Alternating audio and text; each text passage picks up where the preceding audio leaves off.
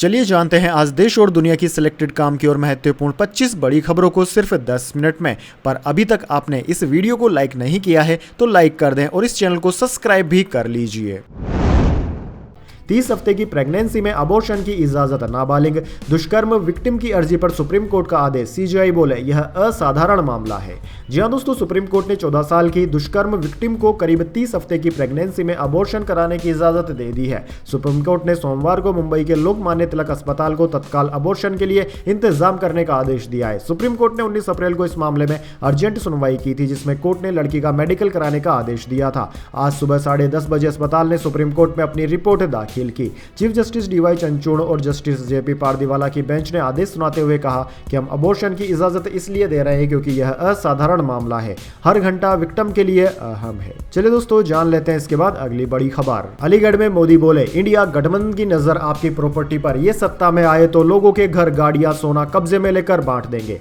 जी हां दोस्तों, प्रधानमंत्री मोदी ने सोमवार को अलीगढ़ में जनसभा की। उन्होंने कहा कि पिछली बार जब अलीगढ़ आया था तब अनुरोध किया था कि सपा और कांग्रेस के परिवारवाद, भ्रष्टाचार और तुष्टीकरण की फैक्ट्री में अलीगढ़ का ताला लगा दीजिए। आपने ऐसा मजबूत ताला लगाया कि दोनों शहजादों को आज तक इसकी चाबी नहीं मिल रही। प्रधानमंत्री ने कहा कि इंडिया गठबंधन की नजर आपकी अब संपत्ति पर है। नौकरी पेशा वाले लोगों ने अपने बच्चों के भविष्य के लिए जो एफडी कराई है, वे लोग उसकी भी जांच कराने की बात कर रहे हैं। कांग्रेस इसका सर्वे कराएगी, फिर सरकार के नाम पर कब्जा करेगी। यह आपकी संपत्ति को छीनकर बांटने की बात कर रहे हैं। कांग्रेस यहां तक जाएगी कि आपके गांव में पैतृक घर है तो यह लोग उसे 2 घर बताकर छीन लेंगे। कांग्रेस के लोग कहेंगे कि आपके पास गांव में तो 1 घर पहले से ही है। इसकी यह सोच माओवादियों और कम्युनिस्टों की है। कांग्रेस और इंडिया गठबंधन इसे भारत में लागू करना चाहती है। आपकी संपत्ति पर कांग्रेस अपना पंजा मारना चाहती है। चलिए दोस्तों जान लेते हैं इसके बाद अगली बड़ी खबर।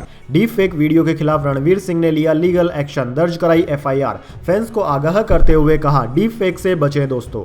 जी हां दोस्तों, बॉलीवुड एक्टर रणवीर सिंह ने अपने डीप फेक वीडियो के खिलाफ शिकायत दर्ज कराई है। रणवीर के ऑफिशियल स्पोक्स पर्सन ने शिकायत दर्ज करने की पुष्टि की। एक स्टेटमेंट जारी करते हुए स्पोक्स पर्सन ने कहा कि हाँ, हमने पुलिस में शिकायत दर्ज कराई है और उस हैंडल के खिलाफ एफआईआर दर्ज की गई है जो रणवीर सिंह के AI generated deep fake video को बढ़ावा दे रहा था। शिकायत दर्ज कराने के अलावा रणवीर ने हाल ही में सोशल मीडिया पर अपने फॉलोअर्स को आगाह करते हुए लिखा था कि डीप फेक से बचे दोस्तों। चलिए दोस्तों जान लेते हैं इसके बाद अगली बड़ी खबर।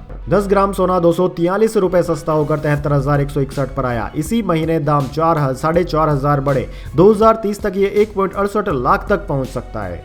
जी हां दोस्तों, सोने और चांदी की कीमतों में 22 अप्रैल को गिरावट रही। Indian Boolean and jewellers association के अनुसार 10 ग्राम यानी 10 ग्राम 24 कैरेट सोना 243 रुपए सस्ता होकर 73,161 रुपए का हो गया। वहीं 1 किलो चांदी 914 रुपए सस्ती हुई। ये 81,939 रुपए में बिक रही है। दोस्तों इस साल अब तक सोने के दाम में 9,809 रुपए की वृद्धि हो चुकी है। 1 जनवरी को सोना 63,352 रुपए पर था। वहीं इस महीने सोने के दाम में 4,500 रुपए का इजाफा हुआ। उधर दोस्तों चांदी में 8,544 रुपए का इजाफा हुआ है। यह 1 जनवरी 2024 को 1 किलोग्राम चांदी का दाम 73,395 रुपए थे। वैसे दोस्तों कमेंट करके बताइए, आप प्रॉपर्टी को अच्छा निवेश की जगह मानते हैं या फिर सोने चांदी को? अपनी राय कमेंट बॉक्स में जरूर दें। चलिए दोस्तों जान लेते हैं इसके बाद अगली बड़ी खबर। मैनिफेस्टो समझाने के लिए खड़गे ने मोदी से समय मांगा। प्रधानमंत्री बोले कांग्रेस लोगों की कमाई ज्यादा बच्चों वालों में बांटेगी। कांग्रेस ने इलेक्शन कमीशन से शिकायत की।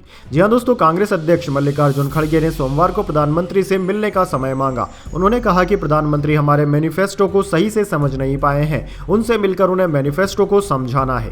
कांग्रेस ने भाजपा के खिलाफ चुनाव आयोग में 17 शिकायतें भी की। दरअसल प्रधानमंत्री मोदी समेत भाजपा नेता कांग्रेस मैनिफेस्टो को मुस्लिम लीग का मैनिफेस्टो बता रहे हैं। प्रधानमंत्री ने सोमवार को यूपी के अलीगढ़ में कहा कि कांग्रेस जनता की कमाई छीनकर ज्यादा बच्चे वालों को देना चाहती है। इससे पहले रविवार को राजस्थान के बांसवाड़ा में कहा था कि मेरी माताओं बहनों की जिंदगी में सोना सिर्फ शो करने के लिए नहीं होता, उनके स्वाभिमान से जुड़ा हुआ है। उनका मंगलसूत्र सोने की कीमत का मुद्दा नहीं है, उनके जीवन के सपनों से जुड़े हैं। आप घोषणा पत्र में इसे छीनने की बात कर रहे हो। कांग्रेस ने इस पर आपत्ति जताई है। कांग्रेस का कहना है कि उन्होंने ऐसा कोई दावा नहीं किया है। प्रधानमंत्री मोदी सिर्फ भड़काने की कोशिश कर रहे हैं।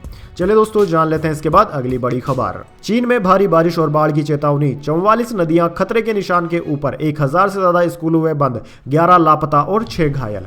जी हां दोस्तों, चीन में 22 अप्रैल को भारी बारिश और बाढ़ आने की संभावना है। इसका असर देखने को भी मिल रहा है। दक्षिण चीन के कई शहरों में 16 अप्रैल से शुरू हो रही तेज बारिश के चलते पानी भर गया। 44 से ज्यादा नदियां खतरे के निशान से ऊपर बह रही है। सिंगापुर की नेशनल न्यूज एजेंसी सीएनए के मुताबिक बाढ़ के कारण अब तक 11 से ज्यादा लोग लापता हैं। वहीं भूस्खलन की घटनाओं में अब तक 6 लोग घायल हो चुके हैं। हालांकि किसी के हताहत होने की अभी तक कोई खबर नहीं मिली है। वहीं दोस्तों, लोकल प्रशासन लोगों को सुरक्षित निकालने के लिए लगातार रेस्क्यू मिशन चला रहा है। चलिए दोस्तों जान लेते हैं अगली बड़ी खबर। इजराइल के मिलिट्री इंटेलिजेंस चीफ ने इस्तीफा दिया। हमास के हमले को नाकाम न कर पाने की जिम्मेदारी ली। विपक्ष ने कहा नेतन्याहू भी पद छोड़े। जी हां दोस्तों, इजरायली सेना के खुफिया विभाग के चीफ मेजर जनरल अहरोन हलीवा ने इस्तीफा दे दिया है। उन्होंने 7 अक्टूबर को हुए हमास के हमले को नाकाम न कर पाने की जिम्मेदारी लेते हुए अपना पद छोड़ दिया। वह पहले सीनियर ऑफिसर है जिन्होंने हमले को नाकाम न कर पाने की जिम्मेदारी लेते हुए पद से इस्तीफा दिया है। सेना ने अहरोन हलीवा के इस्तीफे को स्वीकार भी कर लिया है। चलिए दोस्तों जान लेते हैं इसके बाद अगली बड़ी खबर। पाकिस्तान में ईरानी राष्ट्रपति का रेड कारपेट वेलकम। जिन्ना के मकबरे पर जाएंगे। अमेरिका के खिलाफ जाकर गैस पाइपलाइन डील की संभावना। जी हां दोस्तों, ईरान और इजराइल में चल रहे तनाव के बीच सोमवार को ईरान के राष्ट्रपति सैयद इब्राहिम रईसी पाकिस्तान पहुंचे। उनका यहां रेड कारपेट के साथ स्वागत किया गया। उन्हें इस्लामाबाद एयरपोर्ट पर हाउसिंग मिनिस्टर मियां रियाज हुसैन परिजादा और ईरान में पाकिस्तान के राजदूत मुदस्सर टिपू ने रिसीव किया। यह किसी ईरानी राष्ट्रपति का 7 साल बाद पहला पाकिस्तानी दौरा है। इस दौरे के पहले दिन ईरानी राष्ट्रपति ने पाकिस्तान के प्रधानमंत्री शहबाज शरीफ से मुलाकात की। मुलाकात के दौरान दोनों नेताओं ने आतंकवाद से निपटने में प्रतिबद्धता जताई। साथ ही दोनों नेताओं में ईरान और पाकिस्तान के बीच बिजनेस बढ़ाने को लेकर भी सहमति बनी है। चलिए दोस्तों जान लेते हैं इसके बाद अगली बड़ी खबर। यूपी बिहार में हीट वेव चलेगी। एमपी छत्तीसगढ़ में तापमान 42 डिग्री के पार। झारखंड में टेम्परेचर 46 डिग्री पहुंचा। 23 राज्यों में आज बारिश का भी है अनुमान। जी हां दोस्तों, मौसम विभाग ने देश के 4 राज्यों के लिए आज हीट वेव का अलर्ट जारी किया है। इनमें बिहार, उत्तर प्रदेश, ओडिशा और पश्चिम बंगाल शामिल है। इन राज्यों के साथ छत्तीसगढ़, मध्य प्रदेश, झारखंड, तेलंगाना, आंध्र प्रदेश और तमिलनाडु के कई जिलों में रविवार को तापमान 42 डिग्री के पार पहुंच गया। झारखंड के पूर्वी सिंहभूमि स्थित बारगोड़ा में सबसे ज्यादा 46 डिग्री सेल्सियस टेम्परेचर रिकॉर्ड किया गया। इसके अलावा दोस्तों, मौसम विज्ञान विभाग ने दिल्ली में आज बूंदाबांदी की संभावना भी जताई है। वहीं दोस्तों, देश में गर्मी के दौर के साथ साथ 23 राज्यों में बारिश का अनुमान भी जताया गया है। चलिए दोस्तों जान लेते हैं इसके बाद अगली खबर। मालदीव में भारत विरोधी मुइज्जू जीते संसदीय चुनाव। 93 सीटों में से 71 सीटें मिली। भारत समर्थक पार्टी 12 पर सिमटी। चीन ने बधाई दी। जी हां दोस्तों, मालदीव में इंडिया आउट कैंपेन चलाने वाले राष्ट्रपति मोहम्मद मुइज्जू की पार्टी ने संसदीय चुनाव में जीत हासिल की है। 21 अप्रैल को 93 सीटों पर चुनाव हुए थे। इसमें शुरुआती नतीजे आ चुके हैं। इसमें मुइज्जू की पार्टी नेशनल पीपुल्स कांग्रेस और उनकी समर्थक पार्टियों को 71 सीटों पर जीत मिली। इस पर चीन ने मुइज्जू को बधाई दी है। चलिए दोस्तों जान लेते हैं इसके बाद अगली बड़ी खबर। कोहली पर मैच फीस का 50% जुर्माना लगा। आईपीएल की आचार संहिता का उल्लंघन किया। केकेआर के खिलाफ मैच में अंपायर से बहस करते दिखे।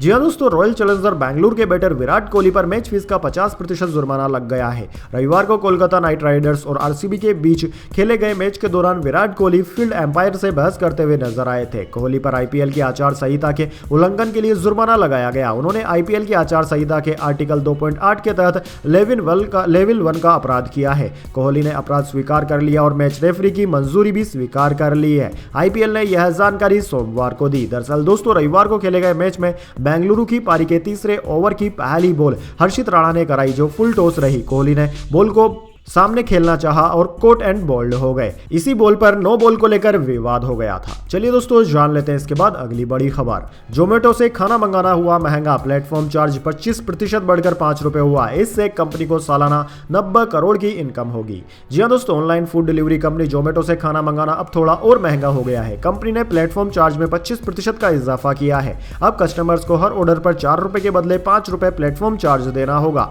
जोमेटो सालाना करीब 80 से 90 करोड़ की ऑर्डर डिलीवरी करता है, यानी कि रोजाना करीब 24 लाख ऑर्डर जोमेटो को मिलते हैं। प्लेटफॉर्म फीस में 1 रुपए प्रति ऑर्डर बढ़ोतरी के बाद कंपनी की सालाना इनकम में 85 से 90 करोड़ की बढ़ोतरी हो जाएगी। वैसे दोस्तों, कमेंट करके बताइए आप एक सप्ताह में कितनी बार ऑनलाइन खाना मंगवाते हैं।